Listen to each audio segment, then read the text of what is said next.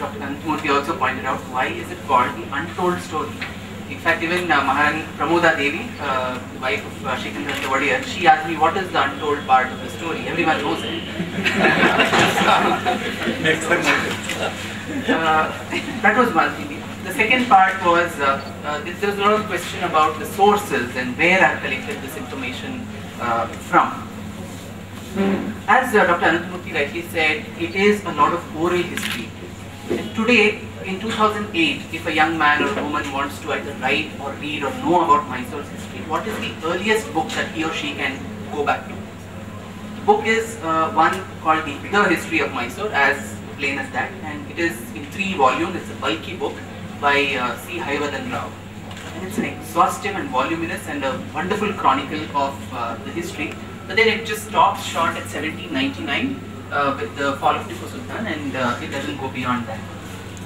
After 1946, 2008, it's intriguing to me as to why no one in the country really thought of writing about the Vadiyars of Mysore. Almost every year we have some book or the other on the Mughals, we have something about the Rajputs, we have something about Shivaji, story told, retold, many times told, and with a lot of interpretations.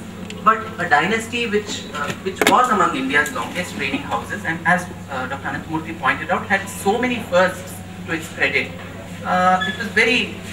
It was quite intriguing that nobody had written about it. And I say this with a sense of humility, not to claim that this is the first definitive account sort of a thing. There are a number of books in both English and Kannada, but sadly today either most of them are out of print, or if at all they are available, they're in old dusty libraries where people with chronic dust allergy like myself would shudder to go, and if you even touch a paper, it probably just go into smithereens. So this is the sad state of books that are available on Mysore's history, valuable books which have not been preserved.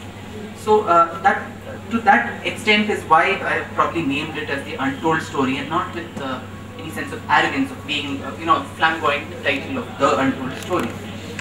The second issue that I wanted to address was about the sources itself, and being a non-historian, I usually say is both an advantage and a disadvantage. The advantage, as Dr. Murthy pointed out, was the freshness I think I bring to the topic, but the disadvantage is also the credibility in the eyes of scholars, in the eyes of historians. And it is to that, for that reason I actually, Dr. Suryanath Kamath was very kind, and in fact over 1 full year he actually went through each page of the manuscript and scrutinized the historical accuracy. The first definitive account, if any, on Mysore's history was written not by an Indian but by a Britisher, and it was Lieutenant Colonel Mark Wilkes, and he was a resident in the court of Mysore, and this book was published in 1810, I guess, yes. And it's a very fascinating book. It's called Historical Sketches of the South of India in an Attempt to Trace the History of Mysore. That's the title of the book.